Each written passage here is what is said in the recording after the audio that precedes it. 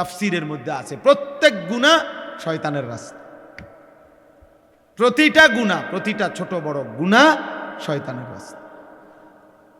যেখানেই গুনাহ সেখানেই শয়তান, যেখানেই শয়তান সেখানেই কি গুনাহ।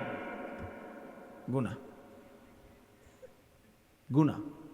লা তাত্তাবিউ খুতুওয়াতিশ শাইতান, শয়তানের রাস্তা অনুসরণ করো না। মানে গুনার রাস্তায় যেও না বান্দা, পাপের রাস্তায় যেও না বান্দা, আমার রাস্তা ছেড়ো না বান্দা। কোরআনে আল্লাহ বলছে আন্না হাদা সিরাতি মুস্তাকিমান ফাত্তাবিউ। আল্লাহ বলছে বান্দা শুনো, এই কোরআন এইটাই আমার সিরাতে মুস্তাকিম, এটাকেই ধরো। ফাত্তাবিউহু, একেই গ্রহণ করো, একে অনুসরণ করো। ওয়ালা তাত্তাবিউস সুবুলা, আর কোনো পথে যেও না, ভিন্ন পথে যেও না। ফাতাফাররাকা বিকুম আন সাবিলিহি, তাহলে আমি আল্লাহর রাস্তা থেকে ভিন্ন পথে গেলে তোমারে ছিন্ন ভিন্ন করে দিব।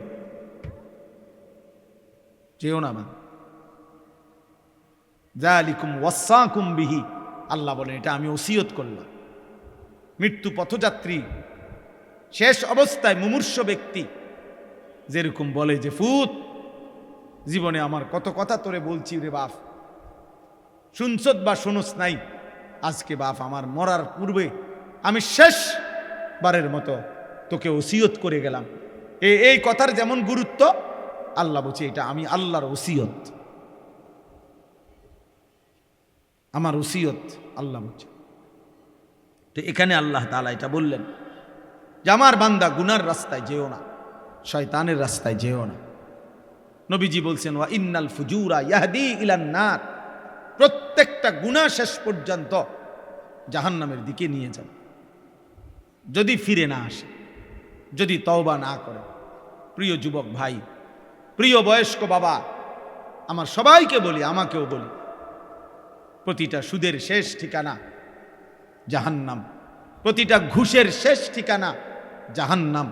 নারীর ছবি, ভিন নারীর এই নাটক সিনেমার নর্তকীর ছবির আখের গন্তব্য জাহান্নাম, জাহান্নাম। প্রতিটা উলঙ্গতা, বেহায়াপনার শেষ ঠিকানা জাহান্নাম। প্রতিটা মিথ্যা, চুরি, ডাকাতি, জিনা, ব্যভিচার, বেপর্দা, বেহায়া, এর শেষ ঠিকানা জাহান্নাম, শেষ ঠিকানা জাহান্নাম। বারবার আল্লাহ তাআলা কোরআনে বলছে কুল লিল মুমিনিনা ইয়াগুদ্দু মিন আবসারিহিম ওয়া ইয়াহফাজু ফুরুজাহুম যালিকা আযকা লাহুম। আল্লাহ তাআলা বলছে বন্ধু, আপনি ইমানদার পুরুষদেরকে বলে দেন তারা যেন ভিন নারী থেকে তাদের চোখ নামিয়ে রাখে, এবং তারা যেন হারাম কাজ থেকে, জিনা ব্যভিচার থেকে তাদের লজ্জাস্থানকে হেফাজত করে। আল্লাহ বলে যালিকা আযকা লাহুম, এটা যদি তারা করে আমি আল্লাহ ওয়াদা দিলাম এই কাজ তাদের অন্তরকে শতভাগ পবিত্র করে দিবে। আজকা, নারীর থেকে চোখ ফিরাইবা, লজ্জাস্থান হেফাজত করবা, খোদার কসম আল্লাহর ওয়াদা, সে হয়ে যাবে তাজকিয়াওয়ালা, সে হয়ে যাবে আধ্যাত্মিক সাধক, সে হয়ে যাবে আল্লাহওয়ালা, সে হয়ে যাবে মুত্তাকি। আল্লাহ বলেন আমি তার দিল 100 পবিত্র করে দেব। আজকা মানে ইসমে তাফজিল, পূর্ণ পবিত্র করে দেব, পূর্ণ। হাদিসের মধ্যে আছে আল্লাহ তাআলা বলছেন হাদিসে কুদসিতে, আমার কোনো বান্দা যদি আমার ভালোবাসায় ভিন নারী দেখা থেকে চোখ নামিয়ে রাখে, মোবাইলে হোক, বাস্তবে হোক, টেলিভিশনে হোক, নাটকে হোক, সিনেমায় হোক, রোডে হোক, আল্লাহ তাআলা বলছেন বান্দা যদি আমার ভয়ে, আমার ভালোবাসায় চোখ নামিয়ে রাখে, আমি আল্লাহ ওয়াদা দিলাম তৎক্ষণাৎ আমি তার অন্তরে ঈমানের স্বাদ, মজা দিয়ে দেব। আবদালতুহু ঈমানান ইয়াজিদু হালাওয়াতাহু ফি কলবি। আল্লাহ তাআলা এখানে এটা বলছেন। তাহলে ভাইয়া এই বক্তব্যের মূল কথা এটাই, লা তাত্তাবিউ খুতুওয়াতিশ শাইতান, শয়তানের রাস্তা ধরো না। কোনো বাবা হারাম দিয়া আরো কিস্তি নিল, চাচা অভাব যাবে না চাচা। কোনো সুদখোরের অভাব শেষ হয় নাই রে বাপ। কোনো কিস্তিখোরের অভাব, ৬,০০০ টাকার কিস্তি। আমার ঘনিষ্ঠ লোকে আমার কানতে কানতে বলছে, কয় যে হুজুর ৬,০০০ টাকার কিস্তি, বাড়তে বাড়তে দিতে পারছি না করতে করতে ৪ লক্ষ টাকা হইয়া গেছে। এখন আর আপন ভাই বাড়ি ছাড়া, ঘর ছাড়া, কার মা অসুস্থ করতে দেখতেও আসতে পারে, ৬,০০০ টাকার কিস্তি। কোনো কিস্তিখোর এই জন্য অভাব পূরণ করতে পারে না।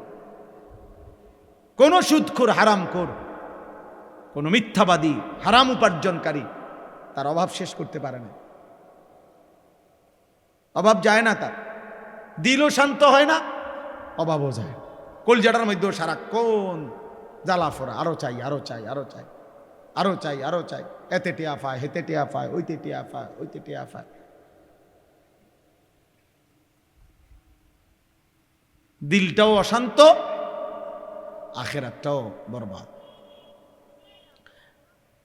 এই জন্য যুবক ভাই তোমাদেরকে বলি, নারীর আকর্ষণ, তুমি যদি এই ফান্দে পড়ে যাও, বিশ্বাস করো ভাই, তৃপ্ত হবা না, স্বস্তি মিলবে না। এটা তোমার সারাক্ষণ অস্থির বানায় রাখবে।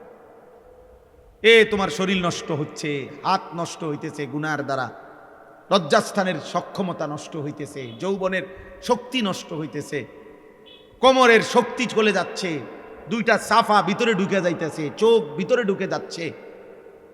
দেখতে দেখতে চেহারাটা জঙ্গলি জানোয়ারের মতো মনে হচ্ছে। তুমি হয়তো আন্দাজ করো নারী, কারণ তোমারে তো আর চুলের কারণে, চেহারার কারণে, তোমার এই বিদঘুটে আকৃতির কারণে কোনো ভদ্রলোক তো তোমার দিকে ফিরেও তাকায় না।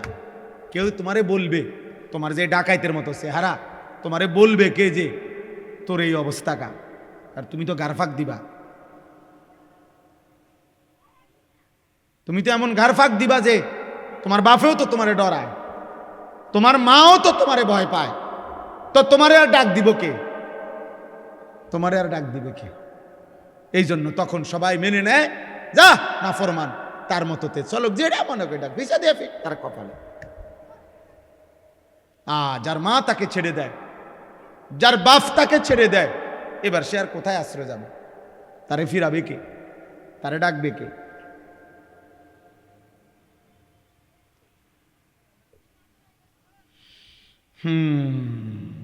ইয়া আইয়ুহাল্লাযীনা আমানু লা তাত্তাবিউ খুতুওয়াতিশ শাইতান। এজন্য রব্বুল আলামিন বলে, মুমিন শয়তানের পথ অনুসরণ করো না, গুনাহের রাস্তায় যেও না, তোমাকে দুনিয়াও ধ্বংস করে দিবে, আখিরাতও ধ্বংস করে দিবে। ওমান ইয়াত্তাবিউ খুতুওয়াতিশ শাইতান ফাইন্নাহু ইয়া'মুরু বিল ফাহশাই ওয়াল মুনকার। আল্লাহ বলে, শয়তানের পথ ধরলে আমি আল্লাহ বলে দিলাম, শয়তান 24 ঘন্টা তোমাকে অশ্লীলতা, নারীর দ্বারা যত গুনাহ হয় এমন গুনাহের কথাই করতে বলবে। ওয়াল মুনকার, আল্লাহর যত নিষিদ্ধ গুনাহ, সব গুনাহের মধ্যে তোমাকে লিপ্ত করে ছাড়বে, লিপ্ত করে ছাড়বে। কিতাবের মধ্যে আছে 300 বছরের আবেদ, 300 বছর বনি ইসরাইলের আল্লাহর ইবাদত করছিল, সে মানুষটাও যখন নারীর খপ্পরে পড়ছে, নিজের ঈমান, আমল, আখিরাত বরবাদ হয়ে গেছে, আখিরাত বরবাদ হয়ে গেছে। কিতাবের মধ্যে আছে বালআম ইবনে বাউরা নামে সাহাবীরা বর্ণনা করছে, পূর্ব যুগের একজন বড় সাধক ছিল, অনেক বড় সাধক। তার যোগ্যতা এমন ছিল, আল্লাহ তাকে এমন যোগ্যতা দিছিলেন যে সে কোনো কিছু দোয়া করিলে তৎক্ষণাৎ আল্লাহ কবুল করতেন, মুস্তাজাবুদ দাওয়া ছিল সে। কিন্তু স্ত্রীর, নারীর প্রলোভনে সে হারাম, ঘুষ, মূসা আলাইহিস সালামের বিরুদ্ধে আল্লাহর কাছে বদদোয়া করার জন্য মূসা নবীর বিরুদ্ধদের লোকদের কাছ থেকে অনেক টাকা, স্বর্ণ, রৌপ্য গ্রহণ করছে। নারীর ফাঁদে পড়ে শেষ পর্যন্ত আল্লাহ তাআলা, কোরআন শরীফে আছে দোস্ত, সূরা আরাফের মধ্যে, ওই লোককে আল্লাহ তাআলা শেষ পর্যন্ত এমন অভিশপ্ত বানাইছে যে সে মুসা নবীর বিরুদ্ধে কিছু বললেই ওই যারা তারে পয়সা দিছে বলতেছে, সে নিজে বুঝতেছে যে আমি মুসার বিরুদ্ধে কই, কিন্তু মুখ দিয়া বাইরে সবাই শোনে যে ও যারা টাকা দিছে তাগো বিরুদ্ধে কয়। বুঝেন নাই? প্রতিটা বদদুয়া উচ্চারিত হচ্ছে অগবিরুদ্ধে। ওরা চিল্লায়া চিৎকার শুরু করে দিচ্ছে, আরে আরে আরে আরে তুই কি কও, থামো থামো, তুমি কি বলতে, তুমি আমগো বিরুদ্ধে বদদুয়া দিতে আসো। তখন সে বলছে, খোদার কসম, হে ভাইরা, আমার জিহ্বা আর আমার নিয়ন্ত্রণে নাই। আমি যতই চেষ্টা করছি মুসার বিরুদ্ধে বলতে, আমার মুখ দিয়ে তো তোমাদের বিরুদ্ধেই বের হচ্ছে। এরপরে খোদার কসম আছে, এরপরে আল্লাহ তাআলা তার জিহ্বাটা লম্বা করে ফেলছে। কোরআন শরীফে আছে যে কুত্তার মতো, ফামাসালুহু কামাসালিল কাল, কুকুরের মতো জিহ্বা লম্বা হয়ে গেছে, একবারে বুকের কাছে তার জিহ্বা চলে আসছে। কুকুরের জিহ্বা যেমন লম্বা হয়ে যায়, কুকুরের উপরে কোনো বোঝা চাপায়া দিলেও সে হাঁফায় জিহ্বা লম্বা করে এমন করে। আবার যদি এটা সরাইয়া ফেলে, খালি পিঠের মধ্যে কিছু নাই, এমনে দাঁড়াইয়া আছে, তখনও কুত্তা জিহ্বা লম্বা করে এমন হাঁফা। এরকম আল্লাহ তাআলা কোরআন শরীফে আছে, আল্লাহ তার জিহ্বা লম্বা করে ফেলছে। এই জন্য দয়া করে দোস্ত, আল্লাহ তোমারে আমারে হেফাজত করছে। সারা রাত উলঙ্গ ছবি দেখার পরেও সকালবেলা মানুষের আকৃতিতে তোমারে হয়তো ঘুম থেকে উঠাইছে, কিন্তু কোরআন শরীফে একটা আয়াত আছে, ফি আই, নামাজও পড়ে না, সেজদাও দেয় না, অনবরত গুনাহ করছে, আস্তাগফিরুল্লাহ। নাইতো তো কমপক্ষে একটা যুদ্ধ করতো। গুনাহ আমার নাই, আমি বলি নাই, আমি কোনো বেহেশতের থেকে আইছি না, এখন আসছি ক্যান্টনমেন্টে। বুঝেন নাই কথা? আমি কোনো বেহেশতের থেকে আইছি না, গুনাহ আমার নাই, আমি এটা বলি নাই। কিন্তু এটা কেমন গুনাহ যে 24 ঘন্টা, 24 বছর, 12 বছর, 10 বছর, 1 বছর এক তালে, এক রঙে, এক ঢঙ্গে গুনাহ। এটা কি ধরনের নাফরমান ভাই?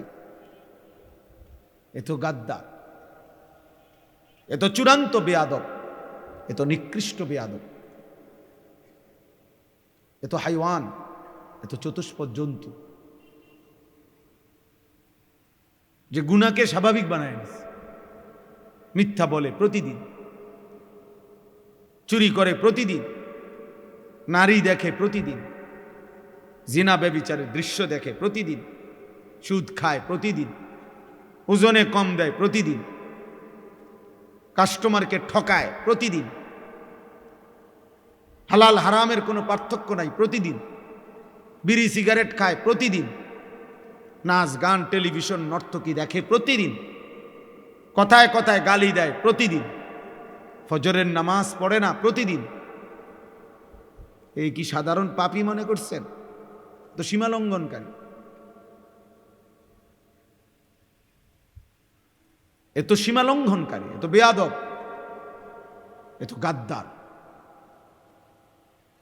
এই জন্য হাদিসে আছে, আল্লাহ নবী সাল্লাল্লাহু আলাইহি ওয়াসাল্লাম বলছেন, কুল্লু উম্মতি মুআফান ইল্লাল মুজাহিরিন, আমার উম্মতের সমস্ত পাপীর গুনাহ তওবা করলে আল্লাহ মাফ করে দিবে, কিন্তু গুনাহকে যে প্রকাশ্যে করে বেড়ায়, গুনাহকে যে স্বাভাবিকভাবে করে বেড়ায়, গুনাহকে যে ধারাবাহিক করে বেড়ায়, সবার সামনে হাসতেছে, গালি দিতেছে, হাসতেছে, টেলিভিশন দেখতেছে, হাসতেছে, বিড়ি সিগারেট খাইতেছে, হাসতেছে, সুদের লেনদেন করতেছে, মানে গুনাহকে একদম প্রকাশ্য খুললাম খোলা, অর্থাৎ একেবারে দিবালোকের মতো স্বাভাবিকভাবে, লজ্জা সংকোচ, একটু বিব্রত, একটু লজ্জিত, কোনো অনুভূতিও নাই।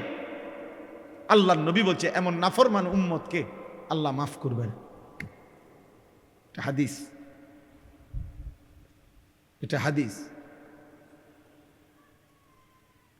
সামনে দিয়া বয়স্ক লোক যায়, দাদা যায়, নানার বয়সী লোক যায়, আলেম ওলামা যায়, ওমা এই নাফরমান দাঁড়াইয়া আছে যে দাঁড়াইয়া আছে, এই মোবাইল দেখতেছে যে দেখতেছে, তার সামনে দিয়া মনে 30 জন লোক মসজিদে ঢুকছে, নামাজে গেছে, ওরা নামাজ পইরাও আবার মসজিদ থেকে বের হইয়া এদিক দিয়ে গেছে, কিন্তু এই অপদার্থ মোবাইল টিপতেছে তো টিপতেই আছে, অথচ সে মুসলমানের বাচ্চা। এই তো গাদ্দার না? কথা বলেন না, এই গাদ্দার না? সে মানে কিরে এতগুলো মানুষ মসজিদে ঢুকলো আমার সামনে আবার বের হইল, একটা জলজ্জান্ত নামাজের ওয়াক্ত চলে যাচ্ছে, মসজিদের জামাত হয়ে গেল, আজান হইল, একামত হইল, আহা ওমা এটা কি নাফরমান, এটা কি হাইওয়ান, এটা মানুষের বাচ্চা হয় কেমনে, এটা মুসলমানের বাচ্চা হয় কেমনে? মুসলমানের ঘরে জন্ম নিলে এত বড় গাদ্দার হয় কেমনে? যে সামান্যতম লজ্জাত হওয়ার কথা যে জিন্নারিল্লাহ আমিও তো একজন মুসলমান, এতগুলো মানুষ আমার সামনে মসজিদে যায়, আমি কি যাব না? আমার কি কখনোই সমাজকে ডাক দিয়েছে, হে ইমানদার, হে আমার বন্ধুগণ, একবার দুইবার না ভাইয়া 89 বার। কোনো মা যদি একটানা 89 বার তার সন্তানকে ডাকে, এরপরেও যদি সেই সন্তান মায়ের কাছে না আসে, এই সন্তান কি পরিমাণ বেয়াদব। কোনো বাবা যদি তার সন্তানকে 89 বার একটানা ডাকে, সেই সন্তান যদি বাবার ডাকে সাড়া না দেয়, এ কি পরিমাণ বেয়াদব। তো আল্লাহ তাআলা রব, মহান মালিক, আমার সৃষ্টিকর্তা, আমার শরীরের প্রতিটা বিন্দু বিন্দু যার ইশারায় এক সেকেন্ডের নিরাপত্তা, আমাদের বেঁচে থাকার অধিকার, সুস্থতা, স্বাভাবিকতা আল্লাহর দেওয়া। প্রতিনিয়ত যারা অ্যাক্সিডেন্ট হয়, কেউ কি নিজের ইচ্ছায় অ্যাক্সিডেন্ট হয়? কথা বলেন না। প্রতিনিয়ত যারা মারা যায়, তারা কি নিজের ইচ্ছায় মারা যায়? তাইলে আল্লাহ তাআলা যখন তার নিরাপত্তার চাদর সরিয়ে নেয় 1 সেকেন্ডের জন্য, 1 মিনিটের জন্য, তো বান্দা দুর্ঘটনায় পতিত হয়। তো এই জন্য প্রতি মুহূর্তে আল্লাহ তাআলা 24 ঘন্টা আমাদেরকে লালন করছেন, পালন করছেন। 24 ঘন্টা আল্লাহ তাআলা নিজে বলছেন, ইন্না রাব্বাকা লাবিল মিরসাদ, নিশ্চয়ই তোমার রব কঠোর নজর রাখছেন তোমাদের উপর, একদম কঠোরভাবে, এক সুতা, এক বিন্দু। আল্লাহ তাআলা বলেন, তুমি 1 সেকেন্ড, একটা নিঃশ্বাস বান্দা আমার নজরের বাহিরে না। আয়াহসাবু আল্লাম ইয়ারাহু আহাদ, আল্লাহ বলে আমার বান্দাকে জিজ্ঞেস করো, সে কি এটা মনে করে যে তাকে কেউ দেখে না? কি ব্যাপার, আমরা কেউ মনে করি এটা? ভাই বলো না, ছেলেরা ভাই বলো, আমরা কি এটা মনে করি যে কোনো একটা ঘন্টা এমন আছে, সপ্তাহের একটা দিন এমন আছে, রাতের একটা সময় এমন আছে যে সময় আল্লাহ আমাদেরকে দেখে না? এমন ঘন্টা কখন, এমন সময় কখন, এমন সপ্তাহ কখন? তাহলে তো আল্লাহ তাআলা বলছেন, ইয়া আইয়ুহাল্লাযীনা আমানু, হে ঈমানদারগণ, আমি ডাকছি তোমাকে, আমি ডাকছি বান্দা। এর চাইতে প্রিয় আর কি হইতে পারে? হাসান বসরি রাহমাতুল্লাহি আলাইহি বলছেন, একজন মুমিনের উচিত এই ডাকটা শুনবার পর গোটা পৃথিবী ভুলে গিয়ে আল্লাহর ডাকে কান পাতা শোনা, রাখো চুপ, আমার মালিক, আমার মুনিব আমারে ডাক দিছে, আমি শুনি তিনি আমাকে কি বলছে। এটা ইনসাফের দাবি। কোনো মানুষ, তার অফিসের বস, সিনিয়র কর্মকর্তা আপনার ডাক দিলে সে যেই পরিমাণ দৌড় মারে আর জি স্যার বলে। আমি ওই দিন আমারে আপনার একটা জেলার একজন পুলিশের এডিসি, উনি আমার একটা মাহফিলের দাওয়াত দিতে চাচ্ছে, এখন আমার নাম্বারে পায় না, তো আমার বুড়িচং থানার ওসিরে উনি ফোন দিছে, ওইখান থেকে ওসি আমাদের ফাঁড়ির যেই ইনচার্জ, ওনারে ফোন দিছে। ইনচার্জ আমার মহল্লার ওনার পরিচিত বলছে হুজুর কই, হুজুরের খুঁজে বাইর করেন, আমার হুজুরের দরকার। স্যারে মানে বসে ফোন দিছে, এডিসি স্যার, পুলিশের এডিসি। ওই ইনচার্জ আমার কাছে আসছে দুপুরবেলা। আমি দেখলাম বেচারা ওই স্যারের সাথে যে কথা বলতেছে, জি স্যার, জি জি স্যার, জি জি স্যার, জি হুজুরকে পাইছি স্যার, পাইছি স্যার, জি জি স্যার, জি স্যার, আপনি কথা বলেন স্যার, স্যার আমি বলছি স্যার, স্যার মানে আমি বললাম আরে ভাই আপনি থামেন, আমি আমারে বলতে দেন, আমি শুনি, স্যারের লগে আমি কথা বলি। দেখলাম উনি জি স্যার কইতে কইতে ওনার জান শেষ।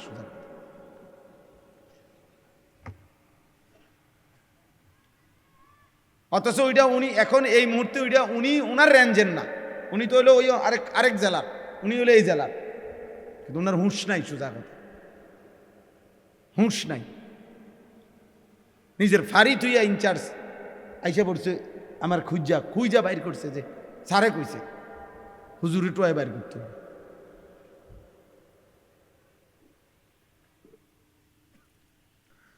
যাই হোক, তাহলে আমার বলার উদ্দেশ্য হলো আমার আল্লাহ আমাকে ডাক দিয়েছে, তার চাইতে বড় মালিক আর কে হইতে পারে? তার চাইতে আমার বেশি প্রয়োজন আর কার কাছে? তিনি ছাড়া আমার প্রয়োজন পূরণ করার আছে কি? আমার 1 সেকেন্ডের একটা নিঃশ্বাস পৃথিবীতে আর দিতে পারবে কি? আমার 1 সেকেন্ড বেঁচে থাকার অধিকার এই পৃথিবীতে আল্লাহ ছাড়া দেবে কি? কোন পৌঁছেগা হামে তেরে সওয়া। থানবী রহমতুল্লাহ আলাইহি দোয়ার মধ্যে আল্লাহকে বলতেন, আল্লাহ আপনি ছাড়া আমগো খবর নেই কে? আপনি ছাড়া আমাদের কথা জিজ্ঞেস করে কে?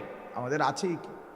আর এমনি তো বাস্তব কথা হলো ছেলেরা, বাবা প্রিয় ভাই মনে রাখো ভাই, আমি সারাটা বছর বলছি, সারাটা বছর বলে যাই, বাস্তবিক অর্থে এই পৃথিবীর একটা বেঈমান, একটা কাফের, একটা মুশরিক, এই ইউরোপের কোন বেঈমান, গোটা পৃথিবীর মধ্যে মুশরিকদের যত সংগঠন আছে একেবারে জাতিসংঘ থেকে শুরু করে নিচ পর্যন্ত, খোদার কসম একটা বেঈমান 1 সেকেন্ডের জন্য কলিজা দিয়া দিল দিয়ে আমাদের মুসলমানের ইমানদারের কোনো কল্যাণ কামনা করে না। যা বলে এগুলো ফাঁকা বলি, এগুলো হলো মৌখিক বলি, এগুলো হলো ফাঁকা সান্ত্বনা। মানবাধিকারের নামে, হিউম্যানিটির নামে ধোকা ধোকা ধোকা। রুটি হাতেই সে শহীদ হয়ে গেছে, রুটিটা আর খাইতে পারে না। তাইলে আমাদের আল্লাহ ছাড়া কেউ না। আমাদের সফলতা, আমাদের সুখ, আমাদের নিরাপত্তা ভাইয়া আল্লাহর হাতে। আর আল্লাহর অব্যাহত নাফরমানি, ধারাবাহিক পাপ একদিন সুখ কাইরা নিবে। মনে রাখো ছেলেরা, তোমাগো দাদা হয়তো কবরে যাবো গা, তুমি মনে করো না তোমার দাদায় কষ্ট পাইব তোমার কারণে, কারণ তোমার দাদার যে বয়স, তোমার বাপের যে বয়স, তারা তোমার আগে কবরে চলে যাবে। কিন্তু তোমার এই অসভ্যতা, তোমাদের এই 14, 16, 18, 20, 22 বছরের ছেলেরা তোমরা যা করতেছ, এর খেসারত, এর প্রায়শ্চিত্ত তোমরা দুনিয়ায় দিতে হবে। মনে রাখো, আমি আমার আল্লাহর নাফরমানি করবই না। আমি ফজরের নামাজ পড়বই, ঘুমাবো না, উঠবই আমি। এই যে এরকম একটা হিম্মত, এটা সারা মানুষ ইবাদত আমলের মধ্যে পারবে না। হিম্মত লাগবে, একটা মজবুত ইচ্ছা শক্তি তার লাগবে। তাহলে 1 নাম্বার হলো এরাদা, ইচ্ছা, নিয়ত।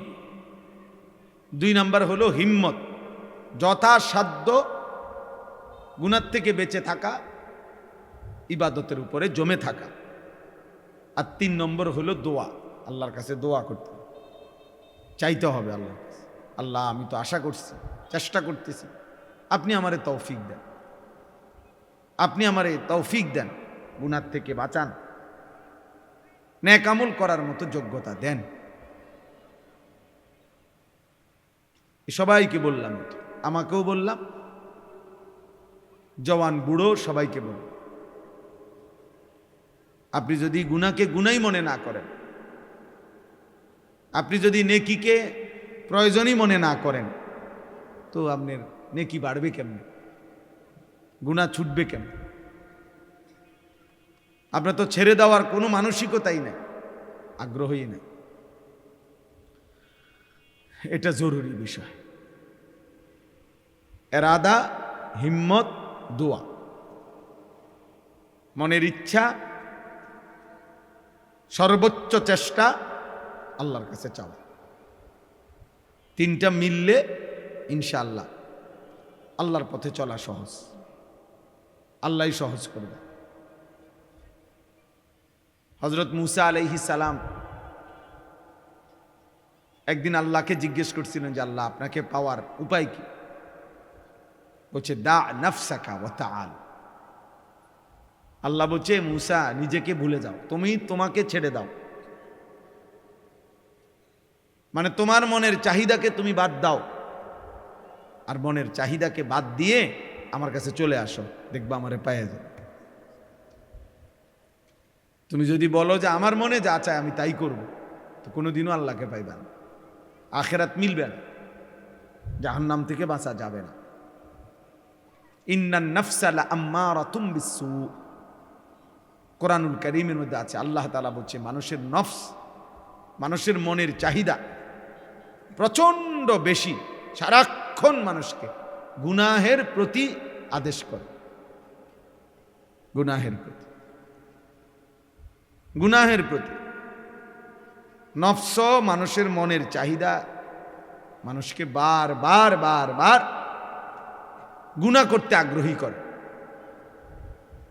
এজন্য চোখ নামাইতে ভিন নারী থেকে দিল বলে কম, তাকাইতে বলে বেশি।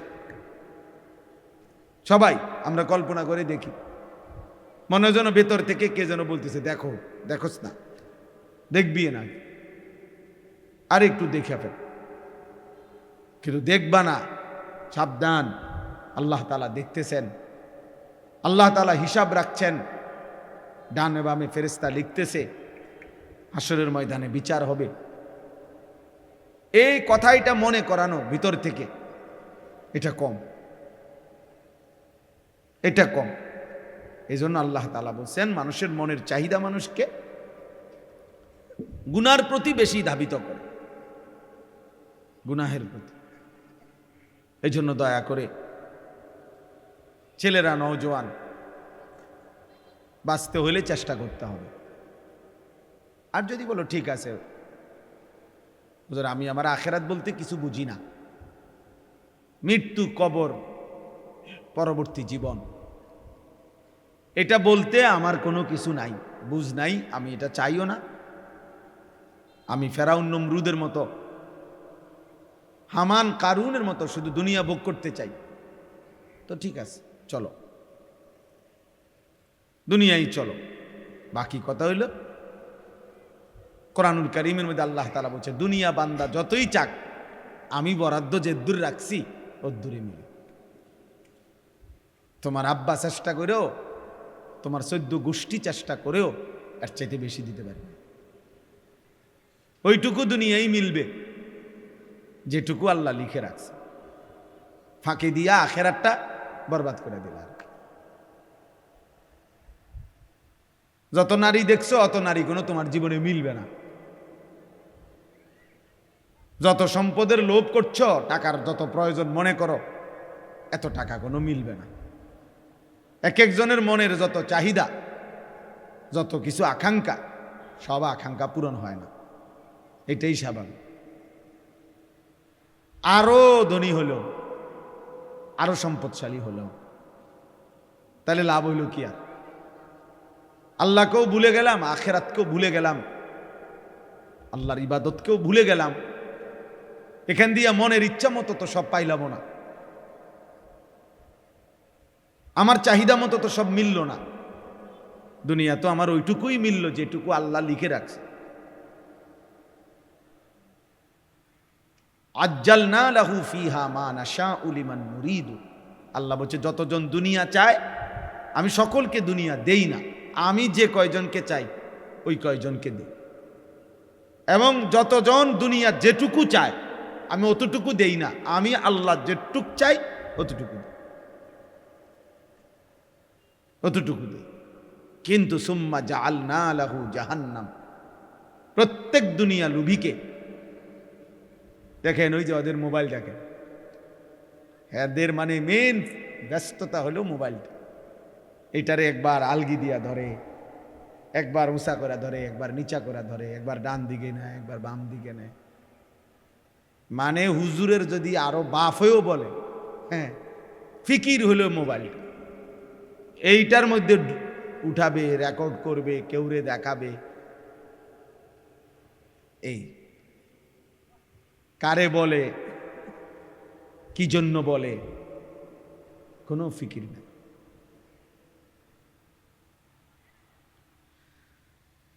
এটাই আমার জীবনের বড় আফসোস। আমি সব সময় বেশি আফসোস করি যে মানুষ তো মাঝে মধ্যে একটু স্থির হয়, মানুষ তো একেবারে মাতাল লোকও তো মানুষে মাঝে মধ্যে তালাইয়ে যে নেশা করে, নেশাখোর, সেও তো 24 ঘন্টা নেশা করে না, মাঝে মাঝে তার নেশার ঘোর কাটে, স্বাভাবিক হয়। যখন আবার নেশা করে তখন হয়তো মাতাল হয়, কিন্তু নেশা মুক্ত অবস্থায় তো কিছু সময় স্থির থাকে। কিন্তু মোবাইলের আসক্ত এই নেশা করে 1 মিনিট থামে না, 1 মিনিটও থামে। রাত নাই, দিন নাই, সকাল নাই, দুপুর,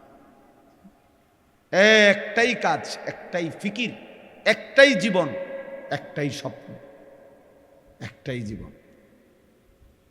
24 ঘন্টা মোবাইলটা। কি বাথরুম, কি পেশাবখানা, কি খাদ্য খাবার, ঘুম, ঘুম থেকে উঠা, ঘুম থেকে যাও, ঘুম যাওয়া। আহা, জীবনটা যেন অক্টোপাসের মতো বেঁধে ফেলছে, শয়তান বেঁধে ফেলছে। আফসুসের বিষয় ভাইয়া, আফসুসের বিষয়। মাঝে মাঝে তো আলাদা হওয়া উচিত গুনার থেকে, যে সারা দিন রাত মোবাইল এটা দিয়া করিটা কি? আমার কি কোনো আল্লাহ নাই? আমার কি কোনো রাসূল নাই? আমার কি মৃত্যু হবে না? আমার কি আখিরাত হবে না? আমি এখন আসতেছি বাখরনগর, কোম্পানিগঞ্জের পরে পরে যে স্টেশন, ও প্রাইভেট কার বাড়ি দিছে, অটোতে মনে হয় একজন লোক দেখছি পড়ে রয়েছে, জ্যাম বাইজা গেছে, টমাটার মাচার পানি দিতেছে। হা, এই জিন্দিগি। যে যখন আহত হয় তখনই মনে পড়ে যে আল্লাহর কথা। পাওটা যখন ভাঙ্গা যায়, হাতটা যখন ছুটে যায়, মোটরসাইকেলটা যখন অ্যাক্সিডেন্ট করে, তখনই মনে পড়ে আল্লাহ বলতে কিছু আছে। তখনই শুধু আল্লাহকে ডাকার কথা মনে। আর নাই তো এর আগে মাতাল একবারও ভাবে না যে এই রোডে তো আরো মানুষও গাড়ি চালাইতেছে, আমি মোটরসাইকেলটা একটু সাবধানে চালাই। এটা তো আর আমাগো বাড়ির উঠান না। সিদ্ধান্ত এটাই, যতক্ষণ আল্লাহকে যেন বলছে, আল্লাহ যতক্ষণ পর্যন্ত তুমি ঠ্যাং ভাঙ্গা না দিবা, মাথা না ফাটাইবা, ততক্ষণ চালাম। যতক্ষণ পর্যন্ত আল্লাহ জীবন যৌবন ধ্বংস করে না দিবা, শরীরের সক্ষমতা, ততক্ষণ দেখতে থাকবো না রে।